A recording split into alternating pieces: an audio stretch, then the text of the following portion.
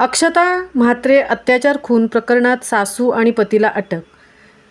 ठाणे कल्याण शिळफाटामधील अत्यंत हृदयद्रावक आणि माणुसकीला काळिमा फासणारी ही घटना।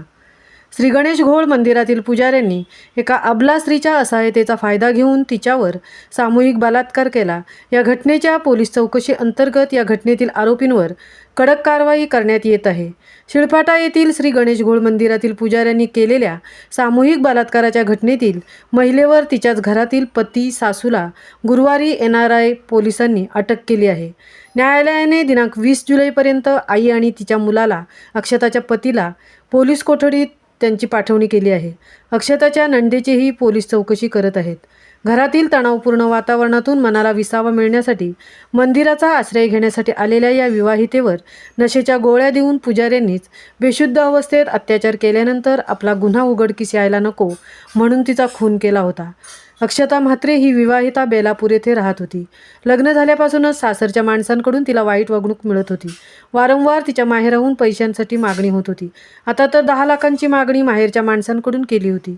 अक्षताच्या वडिलांनी कर्ज काढून एवढी मोठी रक्कम तिला देऊही केली होती, तरीही तिचा शारीरिक व मानसिक छळ काही थांबला नाही।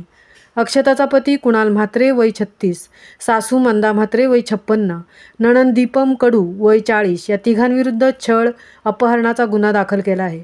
या गुन्ह्याची पोलीस अजून चौकशी करत आहेत। डायघर शिळफाटा येथील श्री गणेश घोळ येथील मंदिरात घरातील छळाला कंटाळून पुजाऱ्यांनीच केलेल्या अत्याचारात मंदिरातील मुख्य पुजारी काही दिवस आपल्या गावी उत्तर प्रदेश येथे गेले होते। त्यामुळे मंदिराची जबाबदारी श्यामसुंदर शर्मा, संतोष कुमार मिश्रा व राजकुमार पांडे हे सांभाळत होते। 6 जुलै रोजी सकाळी शिळफाटा येथील श्री गणेश घोळ मंदिरात ती आली आणि तिथे तिच्यावर अत्याचार झाला होता। अक्षता म्हात्रे हिच्यावर झालेल्या अत्याचाराचा सर्व स्तरातून निषेध व्यक्त केला जात आहे आणि तिच्यावर झालेल्या अन्यायाचा न्याय मिळावा अशी मागणी होत आहे। तिच्यावर अत्याचार केलेल्या गुन्हेगारांना फाशीची शिक्षा झालीच पाहिजे अशी मागणी होत आहे। महामुंबईसह तृप्ती भोईर, शिळफाटा।